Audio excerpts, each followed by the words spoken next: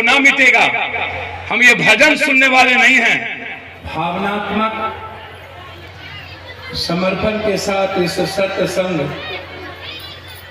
सत्य का मतलब ही ईश्वर है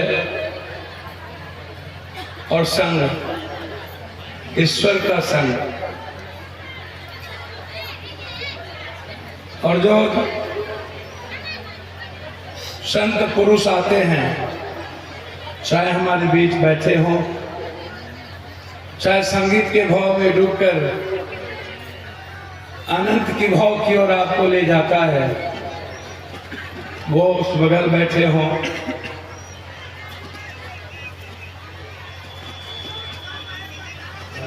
ये जो संत मत है या ईश्वर के संग हमारे जीवन का कंप्लीट मुक्ति, आत्म मोक्षार्थम जगत हिताय च, संपूर्ण मानव जीवन का कल्याण और खुद के मोक्ष की प्राप्ति के पथ से ही हम संपूर्ण जीवन के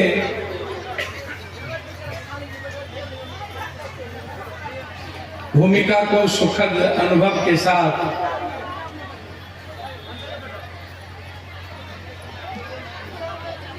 वर्तमान और अतीत के जीवन से एक विराट मानव जाति का निर्माण, यह हम सबको बताता है कि हम एक ही परम सत्ता के परिवार हैं। चाहे उसको आप सीध परिवार कहिए, चाहे आप डेस्टिनी किसी को कह दीजिए, चाहे कोई क्रिएटर हो, हम नहीं जानते हैं। जिस किसी क्रिएटर ने क्रिएट किया हो इस पूर्ण ब्रह्मांड का, उसको कह दीजिए। यही सत्य है कि हम सब बहुत ही अनुनाश्रय संबंध है परमात्मा के साथ,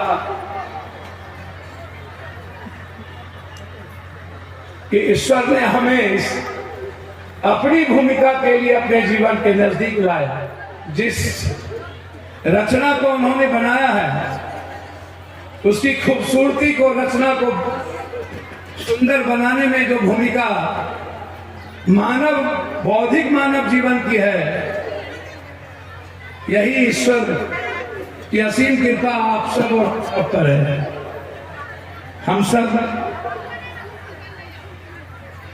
एक हैं।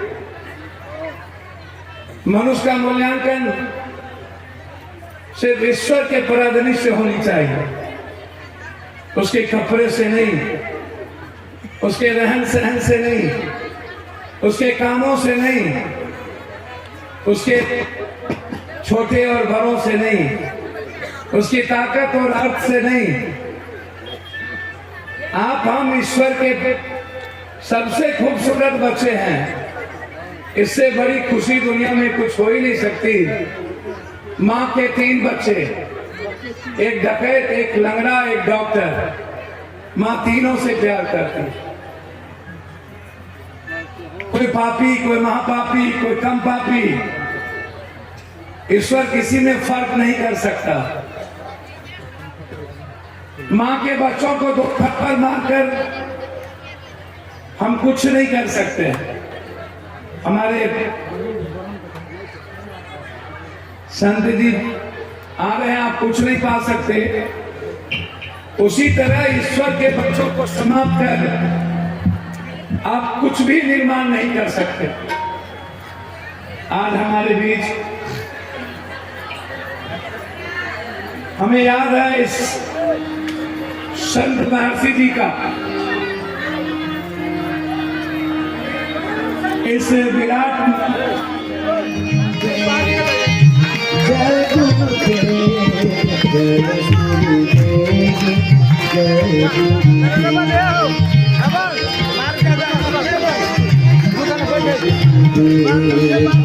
जय गुरुदेव, जय गुरुदेव, जय गुरुदेव जय जय गुरुदेव जय गुरुदेव जय गुरुदेव जय गुरुदेव जय गुरुदेव जय गुरुदेव जय गुरुदेव। हमारे चिंतन को, हमारे ऊर्जा को नैसर्गिक दिव्यता की ओर ले जाता है। कंप्लीट अखंड मंडलाकारं व्यापतंगे न चराचरम तद पदं दर्शितं जेना तस्मै श्री गुरुवे नमः। गुरुरे ब्रह्मा गुरुरे विष्णु गुरुरे देवो महेश्वरा। एक ऐसा भाव गुरुरेव परम ब्रह्म तस्मै श्री। क्या गुरु अपो दीपो भवा, अपने भीतर का अंधकार को मैं ऊपर से डरता हूं ना नीचे से। मैं अपनी भूमिका को तलाशने निकला हूं, उसी को तलाश के रहूंगा। और मेरा कर्तव्य बोध है, कर्तव्य पथ है जीवन कि हर बुराइयों को मिटाना। जब तक वो ना मिटेगा, हम ये भजन सुनने वाले नहीं हैं, हम कर्म करने वाले लोग हैं। हमारे पास कोई दवाई के लिए आएगा, मैं उसको नहीं कह सकता हूं भजन गाओ तुम्हारा बीमारी ठीक हो जाएगा। हमें उसकी बीमारी ठीक करने के लिए कदम बढ़ाना पड़ेगा। इसी का नाम पप्पू है। हम 14 डिग्री में सोने नहीं आए हैं, 57 डिग्री में बदलने आए हैं। इसी सानिध्य के साथ आप हमेशा मुस्कुराते रहिए, अच्छे रहिए और दूसरों को कष्ट न दीजिए।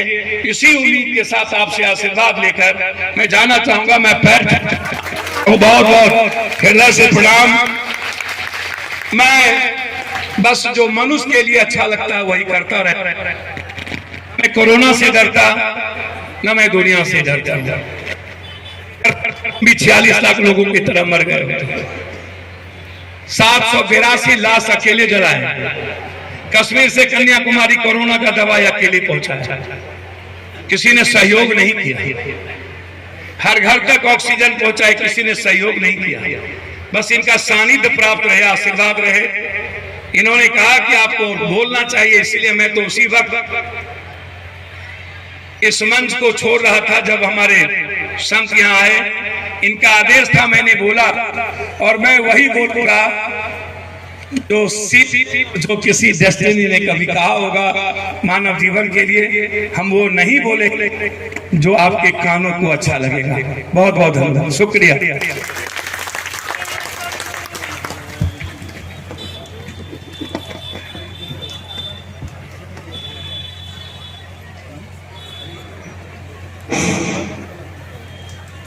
प्रेम से बोलिए श्री सदगुरु महाराज की जय।